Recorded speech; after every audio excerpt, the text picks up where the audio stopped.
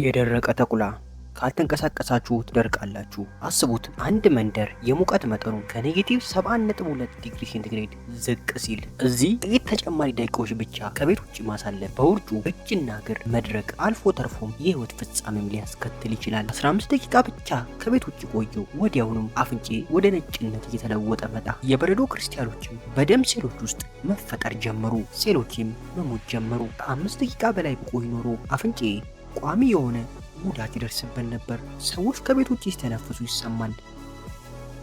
ነገር ግን የትንፋሹ ድምፅ ከኋላቸው እንደሚንከባለል ደረቅ ሳር ነው የሚሰማው። ለካ ያ የሞቀ እስትንፋስ ወደ በረዶ ክሪስታሎች ስለሚለወጥ የእሱ ድምፅ ነው። እኔ በምድር ላይ በጣም ቀዝቃዛ በሆነው መኖሪያ ቤት ላይ ነኝ። በህይወት ለመቆየት ብቻ ወደ 14 ኪሎ የሚጠጋ ክብደት ያለው ከ20 በላይ ልብሶችን ለብሻለሁ። በሞቃታማው 30 ዲግሪ ሴንቲግሬድ ቤት ውስጥ ወደ ውጭ መውጣት ማለት ከ100 ዲግሪ በላይ የሙቀት መጠን መቀነስ ማለት ነው። ለዚህም ነው ጓንት፣ ቦቲ፣ ጫማና ሱሪ እንዲሁም ኮት ለብሼ ያለሁት። ሁሉም ከአጋዘን ፀጉር የተሰሩ ናቸው። የሚገርመው ያ አለባበሴ ብቻ በቂ አይደለም። ከቤት ውጪ በሰከንዶች ውስጥ የበረዶ ክሪስታሎች በአይኔ ሽፋሽፍት ላይ መፈጠር ይጀምራሉ። እናም ቆዳዬ መዋጋት ይጀምራል። መንደሩ የተተወ ይመስላል። ቅዝቃዜው አጤን አቃጥሎታል። ቅዝቃዜው ሰዎችንና የዱር እንስሳትን ብቻ አይደለም የሚጎዳው፣ ሁሉንም ነገር እንዳይሰራ ያቆማል። ስልኮች በትክክል አይሰሩም። እናም ብዙ ጊዜ ከቤት ውጭ የቀሩ መኪኖችን በጥቂት ሰዓታት ውስጥ ይደርቃሉ። ምክንያቱም መሬቱ ሁልጊዜ በረዶ ስለሆነ። በሞስኮ አውሮፕላን ተሳፈርን። ለ7 ሰዓታት ወደ ያኩትስክ ወደምትባል ምስራቅ መብረር ጀመርን። ከዚያም የ18 ሰዓታት እንዲሁም የ900 ኪሎ ሜትር የመንገድ ጉዞ ሽፋን ከጠዋቱ 2 ሰዓት ላይ በስተ መጨረሻ ደርሰናል። በዓለም ላይ በጣም ቀዝቃዛ በሆነው መንደር ከኔጌቲቭ 60.5 ዲግሪ ሴንቲግሬድ በታች ይቀንሳል። ከመኪናው ስንወጣ በሌላ ፕላኔት ላይ ያለን ያህል የተሰማን። በአፍንጫችን ውስጥ ያሉት ፀጉሮች በረዶ መሆን ጀመሩ። እናም በእያንዳንዱ እስትንፋስ ሲወጋን ተሰማን።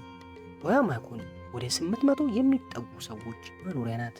በ1.5 ስኩዌር ኪሎ ሜትር ላይ ተዘርግቷል። ውጪ ሌላ ሰው ማየት ፈጽሞ ማይቻል ነው። በዚህ ቦታ ጊዜ ራሱ የቀዘቀዘ ያህል ነው የሚመስለው። ለ15 ደቂቃዎች አካባቢ እየተጓዝን ሳለ የጓደኛ እንሽፋሽፍት በበረዶ መሞላት ጀመረ። በላይኛው ከንፈሩ ላይ ሌላ በረዶ ጠብታ ማየት ትችላላችሁ። አያሜኮን ምድሩ በተራሮች የተከበበ ነው። እዚህ በአሰቃቂ ሁኔታ ይቀዘቅዛል። የሙቀት መጠኑ ከ63 ዲግሪ ሴንቲግሬድ ወይም 4 ዲግሪ ሴንቲግሬድ ሊቀንስ ይችላል። ኦያሜኮን በተፋሰስ ውስጥ ስለሚገኝ ምንም አይነት ንፋስ የለም። ቅዝቃዜው ዝም ብሎ ተቀምጦ ይቆያል። በዚህ ክልል መሬት ዓመቱን ሙሉ በረዶ ሆኖ ይቆያል። ይህ የቀዘቀዘ ምድር በመቶዎች የሚቆጠሩ ሜትሮች ጥልቀት ሲደርስ ይችላል። ከቅዝቃዜ ለመዳን የመንደሩ ነዋሪዎች ማዕከላዊ ማሞቂያ ስርዓት ገንብተዋል። በድንጋይ ከሰል የሚሰራ ሲሆን በድንጋይ ከሰል የሚሰራ ቦይለር ቀትን ይልካል። በቧንቧ በኩል ወደ አብዛኞቹ ቤት ይልካል። ስርዓቱ በፍጹም መቋረጥ የለበትም። ለአጭር ደቂቃ ተቋረጠ ማለት ሁሉም ሰው አደጋ ላይ ይጥላል። እዚህ ክፍል ውስጥ ያለውን ሁሉ እናቀዘቅዛለን። ይህን ማቀዝቀዣ ተመልከቱ። ተፈጥሯዊ ማቀዝቀዣ ነው። እዚህ የቀዘቀዘ ወተትና የቀዘቀዘ ስጋ አለኝ። እንደምታዩት በመግቢያው ላይ ያሉት እነዚህ የመጀመሪያዎቹ 2 ክፍሎች ለማከማቻና ለማቀዝቀዣ ያገለግላሉ። በኦያማኮን ቀኑ ቀደም ብሎ ይጀምራል። ገበሬዎች ቀድሞውኑ በጋጣ ይገኛሉ።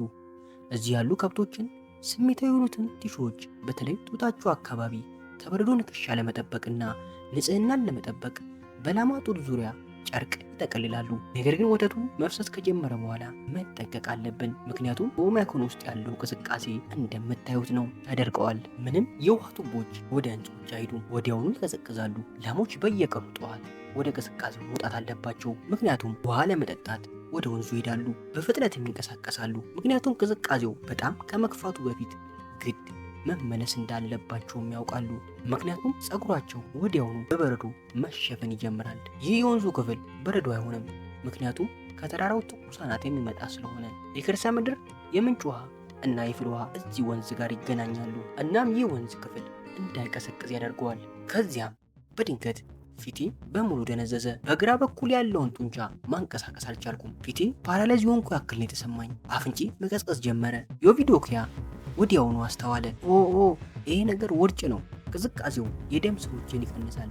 እናም በመጨረሻም የደም ዝውውርን ሊያቆም ይችላል። በቂ ሙቀት ከሌለ በእያንዳንዱ ሕዋስ ውስጥ ውሃ ወደ በረዶ ክሪስታሎች ይቀዘቅዛል። ሴሎች እንዲሰበሩና የሚወጋ ህመምንና ቲሹ እንዲሞትም ያደርጋሉ። ፊትን እንደዚህ መሸፈን አለብክ። ፊትን ሸፍነ ተራመድ፣ ተጠንቀቅ። ቆዳ ከወደ ጥቁር ሊለወጥ ይችላል። ከዛ ጊዜ ጀምሮ ከ10 ደቂቃ በላይ መቆየት አልቻልኩም። አፍንጬ የበለጠ የከፋ ሊሆን ነው መሰለኝ። እዚህ ሁሌ እየኖሩ መትረፍ ማለት በእውነቱ ትልቅ ዕድል ይጠይቃል። መድኃኒት እዚህ ያለ ይህ እሬትና አልኮል ብቻ ነው። በረዶ የደረቀበት ቦታ ላይ ብቻ ያዝ አድርግበት፣ ግን እንዳታሸው። አለበለዚያ ግን የአፍንጫ አስተላላፊ ትቦችን ትጎዳለህ፣ እናም ወደ ቁስሎችም ይቀየርብሃል። ከዚያም ዮቪዲያ በጓሮ ውስጥ አዲስ የታጠቡ ልብሶችን በመስቀል የዕለት ተዕለቷን ስሯን ጀመረች። የሚገርመው በደቂቃዎች ውስጥ ሙሉ በሙሉ በረዶ ሆኑ። አዎ ልብሶቹ ሙሉ በሙሉ በረዶ ሆነዋል። እጆቼ የቀዘቀዙ ነው። ከዚህ በኋላ ላሞቹን ለማለብ ባች የያኩት ላሞችን በእውነት ከፍተኛ ጥራት ያለው ወተት ይሰጣሉ። የስብ ይዘታቸው ከ7 እስከ 8% ሊደርስ ይችላል። እንደምታዩት ጣሪያው በበረዶ ተሸፍኗል፣ ግን እዚህ ሞቃት ነው። ጎኖቹ ራሱ በበረዶ የተሸፈኑ ናቸው። ከጣሪያው ላይ አንዳንድ ጠብታዎችም ወድቀው ማየት እንችላለን። ይህ የሆነበት ምክንያት በእርጥበት ምክንያት ነው። አየሩ በሳር በሞቀ ወተትና በኩበት ሽታ ወፍራም እንዲሆን ያደርገዋል፣ ከዚያም ያቀዘቅዘዋል። አሁን የዱር ያኩቲያንን ፈረሶችን ልናይ ነው። ሚካኤል፣ ሩሂ፣ እነዚህ የያኩት ፈረሶች ይባላሉ። እዚህ ያሉበት ሁኔታዎች በጣም ከባድ ናቸው። ብቻ ምን ለመድ ችለዋል። እዚህ ከኔጌቲቭ 50 ዲግሪ ሴልሺየስ የቀነሰ ቦታ ነው። ለረጅም ጊዜ ውጪ መሆን በጣም አስቸጋሪ ነው። ፈረሶቻችን ክፍት በሆነ ቦታ እናደርጋቸዋለን። በአብዛኛው በነፃነት ይሰማራሉ። እነዚህ የሚገርመው የያኩቲን ፈረሶች የሙቀት መጠን ከኔጌቲቭ 7 ዲግሪ ሴንቲግሬድ ቢጨምር ራሱ ከቤት ውጪ ቀንና ሌሊት መታገስ ይችላሉ። ሞቅ ያለ መጠለያ አያስፈልጋቸውም። ከመደበኛ ፈረሶች በተለየ አጭር ናቸው። ይህ ደግሞ በክረምት ወቅት ከቤት ውጪ እንዲቆይ ይረዳቸዋል። ምክንያቱም አጭር አካል ማለት ሙቀትን በትንሽ ቦታ ማሞቅ ይችላሉ። ሰውነታቸው በጣም ወፍራምና ስብ በሆነ አካል በጣም የበለጸገ ነው። እናም የፈረሶቹ ጫማቸው በጣም ረጅም ስለሆኑ በዚህ በረዶ ላይ እንደፈለጉ እንዲቆሙ ያስችላቸዋል። ይህ የፈረስ ስጋ ነው። እዚህ ይበሉታል። እንደምታዩት ብዙ ስብ አግኝቷል። ይህ አንድ ፓኬት የፈረስ ስጋ ፓኬት ነው። ታዞ ለደንበኛ ሊላክ ነው። ይህ ትልቅ የሳር ክምር ከበጋ ጀምሮ ተከማችቷል። በክረምት ወቅት ለፈረሶች ዋናው የምግብ አቅርቦት ነው። ሚካኤል የፈረስ ስጋ እና ጉበት ጣዕም እንድንቀምስ አቀረበልን። አዎ ጥሬ የፈረስ ስጋ በቪታሚኖችና በጥሩ ነገሮች የተሞላ ነው። እዚህ አትክልትና ፍራፍሬ ስለሌለን ቪታሚኖቻችንን ከስጋ እናገኛለን። እንደ በረዶ ጣዕም አለው። ምንም የስጋው ጣዕም ሊሰማኝ አልቻለም። ይህ ጉበት ነው። ያዙ እየበላችሁ። በኦሚያኮን የቀን ብርሃን የሚቆየው በጥር ውስጥ 4 ሰዓት ተኩል ብቻ ነው። አሁን ከሚጓጓዙባቸው ከመኪናዎች በፊት እንስሳት እንደ ፈረሶች፣ ከብቶች እና በእርግጥም አጋዘኖች ለመጓጓዥነት ያገለግሉ ነበር። አጋዘን በዚህ ክልል ውስጥ ለመጓጓዥ ብቻ ሳይሆን ለስጋ፣ ለቆዳውና በዚህ መንደር ውስጥ አብዛኛው ሰው እንስሳትን በመጠበቅ ይተዳደራል። ግን እንደ ኢቫን ላሉ አደን ዋናው የገቢ ምንጭ ነው። እኔ የጫካው ሰው ነኝ። እነዚህ መሬቶች የአደን መሬቶች ናቸው። ይህ ድንኳን ቤቴ ነው። አሁን እሳት ሊያቀጣጥል ነው። እዚህ በጣም ቀዝቃዛ ስለሆነ ግድ እሳት ያስፈልገናል። አሳ ለማጥመድ ወደ በረዶ ወንዝ ሄድን። የአሳ ማጥመጃው መረብ እዛው ተክሎ ከአንድ ቀን በፊት አዘጋጅቶታል። ኢቫን ካሜራማናችን በጊዜው አስጠነቀቀው። በሰነጠቀ የበረዶ ንጣፍ ላይ ሊገባ ነበር። አንድ የተሳሳተ እርምጃ በውሃ ውስጥ እንዲወርቅ ሊያደርግ ይችላል። ስለዚህም ተጠንቀቅ። አንድ ታሪክ ልንገራችሁ። አባቴ ራሱን በጫካ ውስጥ እየጋለበ ነበር። በበረዶ ውስጥ ወድቆ ወዲያውኑ መቀዝቀዝ ይጀምራል። በአቅራቢያው ምንም ሞቅ ያለ መጠለያ እንደሌለ ሲገነዘብ የመዳን እድሉም ጠባብ እንደሆነ ሲያውቅ እንዲሁም ቀስ በቀስ በስቃይ እንደሚሞትም ሲያውቀው ራሱን በራሱ ለመተኮስ ወስኗል። ከዚህ በፊት ያጠመደውን መረቡን ለማግኘት በረዶውን መጀመሪያ እያስወገደ ነው። አሳዎቹ ወደ ውጭ እንደወጡ ሰከንድ አይፈጅባቸውም። ቅዝቃዜ አየሩ ቶሎ ይገላቸዋል። አሳው የነበረበት ውሃ ሞቃት ነበር። አሁን ግን አየሩ አሳውን ድንጋይ አድርጎታል። ለመቁረጥ ቀላል ለማድረግ የቀዘቀዙትን አሳዎች በእጆቹ በማሸት ያሙቀዋል። በጥንቃቄ ወደ ቀጭን ቁርጥራጮችም እየቆረጠ ነው። የቀዘቀዘና ጥሬ አሳ በረዶ በሚቀዘቅዝበት ጊዜ በረዶ እየበሉ እንደሆነ ነው የሚሰማውት። በጨው መብላት አለብክ። አሶች በክረምት ወቅት በቪታሚኖች በጣም ይበለጽጋሉ። ይገርማል። በድንኳን ውስጥ ይሞቃል። የውጭው ክፍል ግን ሙሉ በሙሉ በረዶ ነው። እሳቱን እየመገበና አንዳንድ አሳዎችን ለተፈጥሮ እያካፈለ ነው። የተፈጥሮ መንፈሱ ጾታችንን ተቀበልን፣ በተሳካ አደን ይባርከን እና ያጽናን። እንደ ሻሚኒክ እምነት የአደን መንፈስን ማርካት አለበት፣ ያለበለዚያ ግን በሚቀጥለው አደን ባዶን ሊመጣ ይችላል ሚል እምነት አለው። ወደ ምድረ በዳውም ደግመን እየሄድን ነው። ኢቫን ትልቅ ነገር ማደን ይፈልጋል። እዚህ የሆነ ነገር ያለ ይመስላል። በኋላ የቀሩ አሻራዎችና ትናንሽ የሽንት ሽፋኖች አሉ። ተመልከት፣ ሚዳቆ ኮቴዎች እየተቃረብን ነው። በብርድ ከ10 ደቂቃ በላይ ስለቆየው እንደገና በአፍንጫ ውስጥ የመደንዘዝ ስሜት ተሰማኝ። አሁን የበለጠ መጠንቀቅ አለብኝ። የኔ የአፍንጫ ቀዳዳዎች ዳሰሳዎቼንም ምንም አልተሰማኝም፣ ደንዝዘዋል። እሺ አያችሁ፣ በዚህ በኩል ነው ወደ ጫካው የሮጠው። ወጥመዱን የማዘጋጅበት ቦታ እዚህ ይሆናል። አንድ ትልቅ እንስሳ ለመያዝ ተስፋ አድርጓል። አዳኙ እንስሳው ሁሌ የሚያልፍበትን ቦታ ያውቃል። በየቀኑ ተመሳሳይ መንገድ ነው።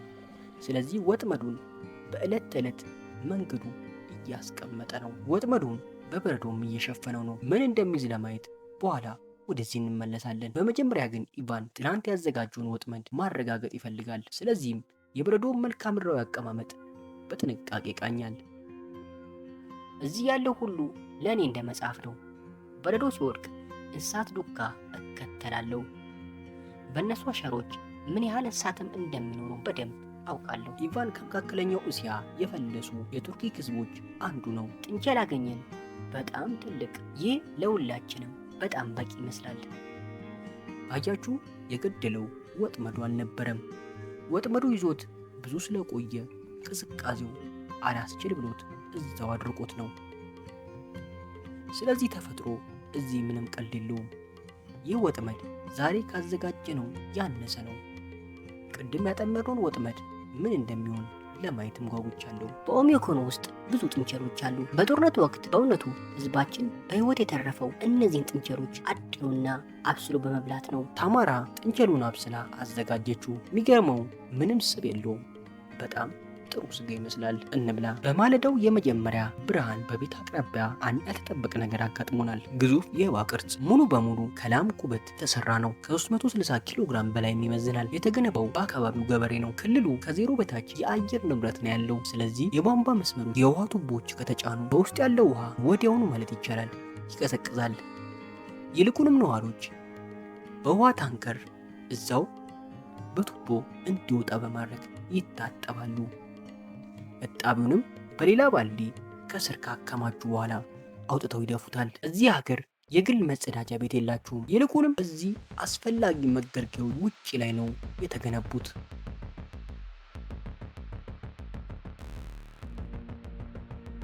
ይህም ከሰዎች የሚወጣ ቆሻሻ በቱቦች ስለማይሄድ እዛው አየር እንደነካው በተከማቸበት ቦታ ደርቆ ይቀራል። አንድ ሰው መጸዳጃ ቤቶችን ከመጠቀሙ በፊት ብዙ ልብሶችን መልበስ አለበት። እናም እንዳይቀሰቅስ ቶሎ ለመመለስ ፈጣን መሆን አለባችሁ። የሚገርመው መጸዳጃ ቤት ውስጡ እንዲሞቅ ተደርጎ ተሰርቷል። ነገር ግን ምንም አየር ማናፈሻ ስለሌለው በእውነቱ እዚህ መጸዳጃ ቤት መጠቀም ፈጽሞ የምሞክረው ነገር አይደለም። ለማብሰል ምግቦችን ለመስራት እንዲሁም ለማጠብ በአጠቃላይ ንጹህ ውሃ በጣም አስፈላጊ ነው። ነገር ግን ማግኘት ብዙ ጥረት ስለሚጠይቅ ሌላ ሂደት ነው። እዚህ ያሉ ሰዎች የወንዞችን በረዶ ይሰበስባሉ፣ ከዛም ያቀልጡታል፣ ከዛም ይጠቀሙታል። አሁን አንድ ሰፊ ነጭ የበረዶ ብርድ ልብስ እየተመለከትን ነው። ነገር ግን ከስር ብቸኛው የውሃ ምንጭ የቀዘቀዘ ወንዝ አለ። በበረዶ ሳንደነዝዝ በፍጥነት መስራት አለብን። የከፈናቸውን ትልቅ ነጭ በረዶች አንስተን በተንሸራታቹ መኪኖች ላይ እናስቀምጣቸዋለን። ብዙ ግግር በረዶችን መጫን ጀመርን። ቅድመ አያቶቻችን በረዶን በበሬዎች ያጓጉዙ ነበር። ኒኮላይ፣ እነዚህ ለምን ያህል ጊዜ ይቆያሉ? ትልቅ ቤተሰብ አለኝ። ምናልባትም ለ2 ለ3 ሳምንት ያቆየናል። እነዚህ ግዙፍ ብሎኮች በርሜል ውስጥ እንከታቸዋለን። ቀለጡም በኋላ መጠጣት እንችላለን። ከጎረቤቶች ጋርም እንካፈላለን። ስለዚህ ለመታጠብ ንጹህ ውሃ መጠቀም ይችላሉ። በዚህ መንደር ውስጥ የመታጠቢያ ዘዴ እንጨት በመፍለጥ ይጀምራል። ከዛም በረዶን በእሳት በምድጃ አድርገን እናቀልጠዋለን። ገላን ታጥበ ለመጨረስ ምን ያህል ጊዜ ይወስድብሃል? አጠቃላይ ሂደቱ 4 ወይም 5 ሰዓት አካባቢ ሊወስድብን ይችላል። በሳምንት አንድ ጊዜ ቅዳሜ ወይም እንታጠባለን። ቀጣዩ እርምጃችን የደረቀውን ቀዘቀዙን ሻምቦችንን ወደ ፈሳሽነት እንዲመለስ ምድጃው አቅራቢያ ሙቀቱ እንዲያገኙ እናዞረዋለን። ታጥበው እንደጨረሱ በፍጥነት ይለብሳሉ። በማግስቱ ጠዋትም ህይወት ትቀጥላለች። በጠዋቱ ልጆች እየነቁ ነው። ለዚህ ቀላል የቤት ውስጥ ታንክ ምስጋና ይገባውና ልጆች ፊታቸውን ማጠብ እንዲሁም መቦረሽም ይችላሉ። ከባዱ ነገር ግን ልጆች አሁንም የውጩን መጸዳጃ ቤት ከመጠቀም ሌላ አማራጭ የላቸውም። ጃና ሴት ልጆቿ ለትምህርት ቤት ዝግጅት እንዲለብሱ ትረዳቸዋለች። ልጆቹ ከመሄዳቸው በፊት ብዙ ልብሶችን ይለብሳሉ። አፋቸውን እንዲሁም አፍንጫቸውን በደንብ ይሸፈናሉ። አሁን ወደ ውጭ ለመውጣት ዝግጁ ናቸው። ወደ ትምህርት ቤት የሚደረገው የእግር ጉዞ ግማሽ ኪሎ ሜትር ያክል ነው። በየክረምት ጠዋት ኒኮላይ ሴት ልጆችን አብሮ ልጆችን ይዞ ይራመዳል። በኦሚኮን የሙቀት መጠኑ ከኔጌቲቭ 55 ዲግሪ ሴንቲግሬድ ቀንሶ ከሆነ ብቻ ነው ትምህርት ቤት ክፍት ሊሆን የሚችለው። ከታቀደው በላይ ከሆነ ግን ትምህርት ቤቱ ዝግ ይሆናል። ልጆቹ ትምህርት ቤት ሲደርሱ ኢቫንም ወደ ዕለት ተዕለት ኑሮና ወደ አደኑ ይመለሳል። ኢቫን ከዚህ ብዙ እንስሳት አሉት። የቀዘቀዘ ተኩላም ይዟል። ከ2 ሰዓት በፊት አብረን ያዘጋጀነው ወጥመድ ነበር። ጎ ሳይቀድ ነው ይህን ተኩላ የተያዘው። መንቀሳቀስ በማይችልበት ጊዜ በብርድ ምክንያት ነው የሞተው። በብርድ ካልተንቀሳቀሱ ይሞታሉ። የተኩላውን ቆዳ እንሸጠዋለን። ስጋውን ደግሞ ወደ ወጥመዱ ውስጥ እናስቀምጥና ድብ እናድንበታለን። የአደን ስብስቡን እያሳየን ነው። እነዚህ የቀበሮች ስብስቦች ናቸው። ክረምቱን በሙሉ ያደናቸው ናቸው። ይህ ትልቅ ድብ ነበር። እነዚህ ድቦች የተገደሉት በተደጋጋሚ ከብቶችን ማጥቃት ጀምረው ነበር። በየዓመቱ ወደዚህ ይመጣሉ። በኦሚኮን ውስጥ ያለው ቅዝቃዜ በጣም ጽንፍ ነው። በጣም ዘላቂ የሆነ ተሽከርካሪዎች ያለ በቂ ዝግጅት በቶሎ አይነሱም። አንድ ተሽከርካሪ ለጥቂት ሰከንዶች እንኳን ወደ ውጭ ቢቆዩ በሙሉ ይቀዘቅዛሉ። እንደገናም ቶሎ ለማስነሳት በጣም አዳጋች ይሆናል። የመኪናውን በረዶ ለማራገፍ ምን እያሰባችሁ ነው? የጄት ማሞቂያ እንጠቀማለን። እንደሚጀምር እርግጠኛ አይደለንም። እያንዳንዱ ክፍል የቀዘቀዘ ጠንካራ ብረት፣ ነዳጅ፣ ዘይት፣ ባትሪ እንኳን ሳይቀር በደንብ መቦረሽ ይጀምራሉ። ጎማው እንደ ድንጋይ ጠንካራ ሆኗል። ዛሬ ኔጌቲቭ 56 ዲግሪ ሴንቲግሬድ ደርሷል። ጎማው ጠፍጣፋ የሆነው ተንፈሱ ሳይሆን ቅዝቃዜው ስለሚፈጠር በውስጡ ያሉ የአየር ሞለኪሎች ጎማውን ያተነፍሱታል። በመጀመሪያ ተሽከርካሪውን ለመሞቅ ይህንን ነገር እናለን እንጭናለን። ሞቃት አየር እንዲኖር በጥብቅ ለመዝጋት እንሞክራለን። ሙቀቱ ወደ ውስጥ ይቆያል። ወደ ውጭ በጣም ቀዝቃዛ ነው። በዚህ ምክንያት ሁሉም ነገር መሞቅ አለበት። ስለዚህም ሞተሩንም ማልበስ አለብን። መኪናው ናፍጣ ስለሆነ የናፍጣ ነዳጅ በማጠራቀሚያ ውስጥ ሙሉ በሙሉ ቀዝቅዟል። መኪናው ለ3-4 ሰዓት ያህል እንደዚህ ይቆያል። መኪናውም እስኪሞቅ ዞር ዞር ስንል አንድ የሚሞቅ ጋራጅ አገኘን። እዚህ ጋራጅ ውስጥ ሞተሩን አደጋ ላይ ሳይጣል ለወራት ያክል ማስቀመጥ ይችላሉ። በሩ በጣም በጥሩ ሁኔታ የተሸፈነ ነው። በዚህ ጋራጅ ውስጥ ምንም ክፍት ቦታ የለም። ጋራጁን ለመሞቅ እዚህ ቧንቧዎች አሉ። መኪናውን ለ3 ሰዓት ያክል ካሞቀም በኋላ አሁን ለመጀመር እንሞክራለን። የዘይት ደረጃውን በዲፕስቲክ እናያለን። ኦ በሩ ሲከፈት ለመጀመሪያ ጊዜ ነው። ኦ ተነስቷል። ይገርማል። ይህ ተሽከርካሪ ከሞት ነው ተመልሶ የተነሳው። አሁን ቦታውን በቶሎ ለመልቀቅ እንሞክራለን። በኦሚኮን መትረፍ ትልቅ ጥበብን ይጠይቃል። በዚህ ጉዞ ውስጥ በእያንዳንዱ እርምጃ ከኔ ጋር ለነበረው ውድ ጓደኛዬ ትርጉቶ ኪም በጣም አመሰግናለሁ። ከመጀመሪያ እስከ መጨረሻ ከአጠገቤ አልተለየም። እናንተም ውድ ተመልካቾቼ ይህን ከባድ ጉዞዬን አብራችሁኝ እስከ መጨረሻው ስለተጓዛችሁ ከልብ አመሰግናለሁ። በቀጣይ ቪዲዮ እስከምንገናኝ ቸር ቆዩን።